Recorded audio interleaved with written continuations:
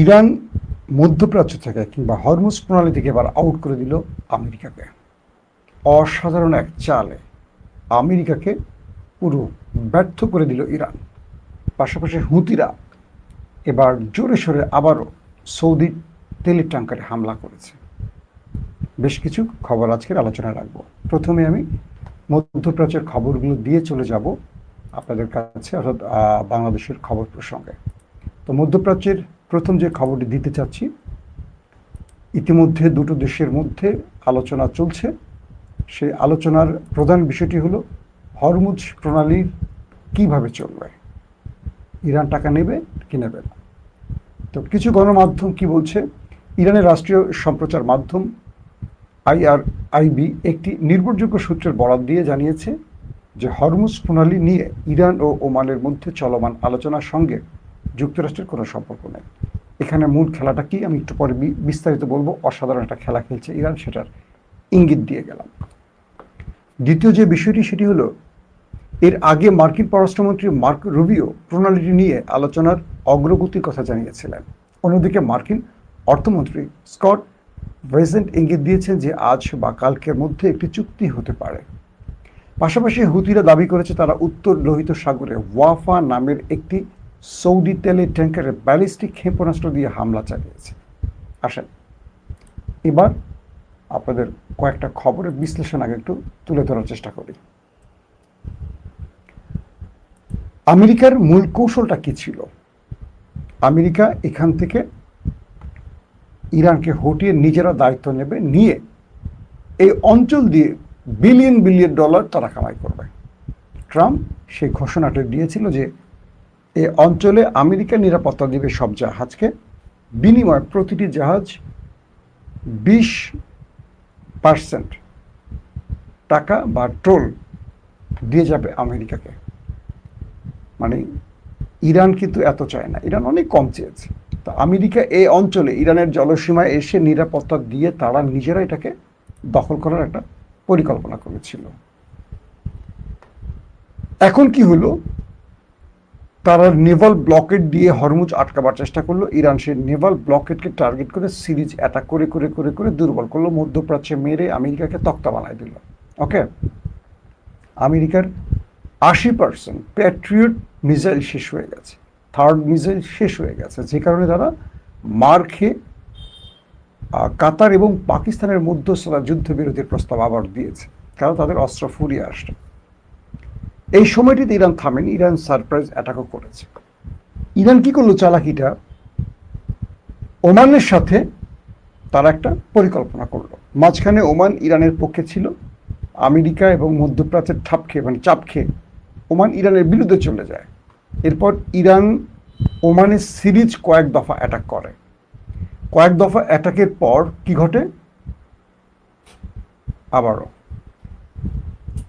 তো কয়েক দফা অ্যাটাকের পর ওমান সোজা হয়ে যায় ভয়ে। কারণ ওমান বুঝতে পারে যে আমেরিকার পক্ষে থাকলে ইরান তাদেরকে ছাড়বে না। ইরান তাদের কন্টিনিউ এভাবে হামলা করে বাকি আরবের মতো শেষ করে ফেলবে।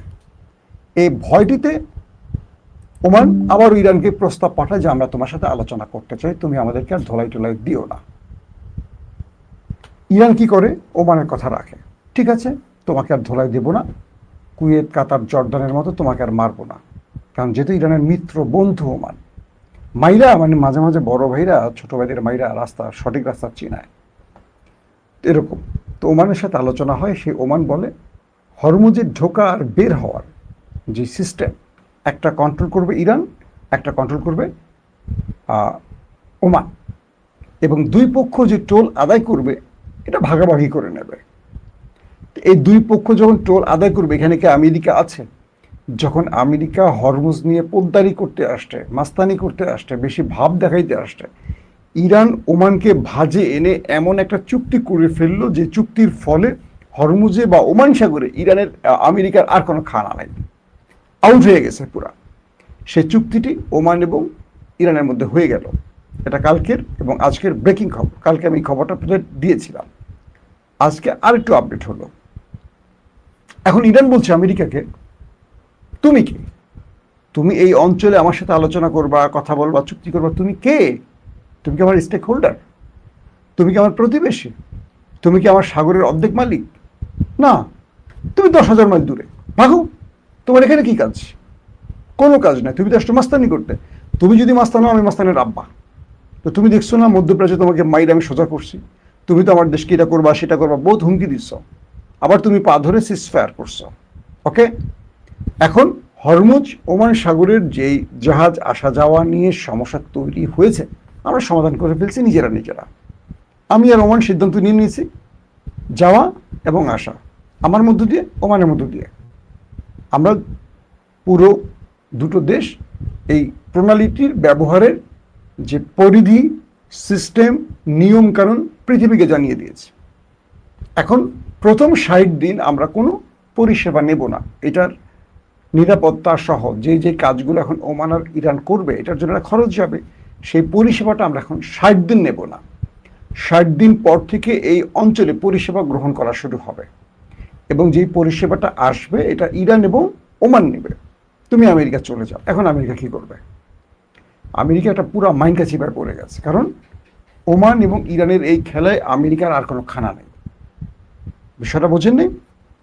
বিএনপি, জামাত, তারা যুক্তি করে নিল, সরকারি দল, বিরোধী দল, যে এখন থেকে রাষ্ট্র পরিচালনায় আমরা এইভাবেই কাজগুলো করব। আওয়ামী লীগের আর খানা আছে এই মুহূর্তে নাই। তো আমেরিকা আওয়ামী লীগ হয়ে ঢুকছিল, এখন যদি বিএনপি জামাত আন্ডারস্ট্যান্ডিং করে নেয়, ধরেন তারা করেই রাখছে মোটামুটি, আওয়ামী লীগের কোনো অবস্থা আছে, কোনো কথা আছে? আওয়ামী লীগ রাজনীতিতে কোনো বিষয়, ফ্যাক্টর এখন কিচ্ছু না। তো ইরান এমন একটি চাল দিল, ওমানকে নিয়ে আমেরিকা আউট হয়ে গেল, এই অঞ্চলে তাদের আর কোনো খানা থাকলো না। আসেন, এদিকে লোহিত সাগরে সৌদির তেল ট্যাঙ্কারে ব্যালিস্টিক ক্ষেপণাস্ত্র হামলার দায় স্বীকার করেছে এবার ইয়েমেনের হুতিরা। তারা জানিয়েছে ইয়ানবুর কাছে সৌদি ট্যাঙ্কার ওয়াফা আক্রান্ত হয়েছে, যার ফলে 22 জুলাই থেকে লক্ষ্যবস্তু হওয়া ট্যাঙ্কারের সংখ্যা বেড়ে 8 দাঁড়িয়েছে। অর্থাৎ সৌদির 8টি ট্যাঙ্কারে হুতিরা সফল অ্যাটাক চালিয়েছে। ইয়েমেনের হুতি গোষ্ঠী আজ দাবি করেছে তারা ইয়ানবু উপকূলের কাছে উত্তর লোহিত সাগরে সৌদি তেল ট্যাঙ্কার ওয়াফাকে একাধিক ব্যালিস্টিক ক্ষেপণাস্ত্র দিয়ে হামলা চালিয়েছে। গোষ্ঠীটির সামরিক মুখপাত্র ইয়াহিয়া সারি এক্সে দিয়ে এক বিবৃতিতে বলেছেন যে ক্ষেপণাস্ত্রগুলো ট্যাঙ্কারটিতে সঠিকভাবে আঘাত হেনেছে। তিনি বলেন, এই হামলাটি ছিল সৌদি আরবের বিরুদ্ধে গোষ্ঠীটির তথাকথিত সামুদ্রিক অবরোধ ও অবরোধের বদলে অবরোধ কৌশলের অংশ। ইয়াহিয়া সারি বলেন, এই হামলার ফলে 22 জুলাই অবরোধ শুরু হওয়ার পর থেকে গোষ্ঠীটির লক্ষ্যবস্তুতে পরিণত হওয়া সৌদির তেল ট্যাঙ্কারের সংখ্যা দাঁড়ালো 8-এ। বুঝতে পারছেন? তিনি আরও বলেন যে 29টি সৌদি তেল ট্যাঙ্কারকে লোহিত সাগর ও আরব সাগর দিয়ে যেতে বাধা দেওয়া হয়েছে। তিনি বলেন, বাব আল মান্দাব প্রণালী থেকে গোষ্ঠীটি তথাকথিত অবরোধ আরোপে সফল হওয়ার পর তাদের তেল ট্যাঙ্কারগুলোকে উত্তর লোহিত সাগরের দিকে ঘুরিয়ে দিয়েছে। এবং তিনি বলেন, ফলাফল যাই হোক না কেন, দলটি মানে বিদ্রোহী হুতিরা সামুদ্রিক প্রবেশ পথ বন্ধ করতে এবং সৌদির তেল ট্যাঙ্কারগুলো চলাচল আটকাতে উত্তর লোহিত সাগরে হামলা অব্যাহত রাখবে এবং আরও তীব্র করবে। এখন পর্যন্ত সৌদির পক্ষ থেকে কোনো বক্তব্য আসেনি। আপনারা মোটামুটি আজকের মধ্যপ্রাচ্যের ব্রেকিং সংবাদগুলো পেয়ে গেছেন। এখনও হুতিরা ধোলাই খাচ্ছে, হুতিদের হাতে ধোলাই খাচ্ছে সৌদি আরব। পাশাপাশি আমেরিকা মানে ইরানের কাছে তার বড় একটা পরাজয় ঘটে গেছে। আরও অনেকগুলো খবর ছিল, রাতে দেব। এখন আসি বাংলাদেশ প্রসঙ্গে। আপনাদের প্রথমে একটু বিরক্ত করে ফেলছিলাম না, সিস্টেমে একটু প্রবলেম হওয়ার কারণে। আজকে বায়তুল মুকাররমের উত্তর গেটে বোধ হয় জুলাইয়ের দ্বিতীয় বর্ষ পালন করছে 11 দলীয় জোট। সেই 11 দলীয় জোটের প্রোগ্রামে মোটামুটি 11 দলের সব নেতারা আসছেন।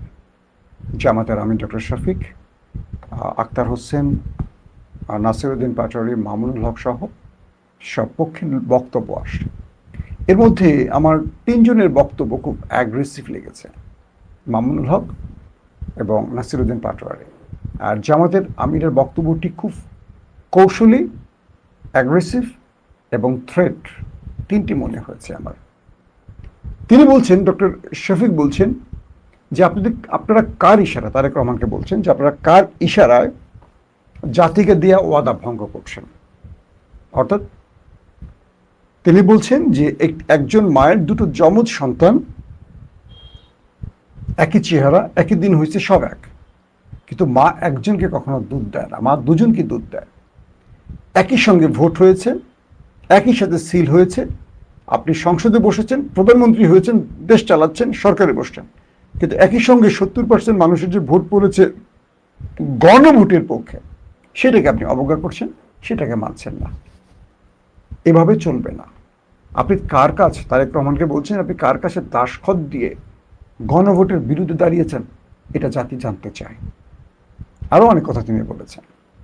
পাশাপাশি তিনি আরেকটি কথা বলেছেন, নাসিরউদ্দিন পাটোয়ারি কোরআনের একটি আয়াত তারপরে বলছেন যে তারেক রহমানের কাছে ভালো কিছু পাওয়া যাবে না। নাসিরউদ্দিন পাটোয়ারির বক্তব্য, তিনিও বেশ অ্যাগ্রেসিভ বক্তব্যগুলো দিয়েছেন, আমার কাছে তাই মনে হয়েছে।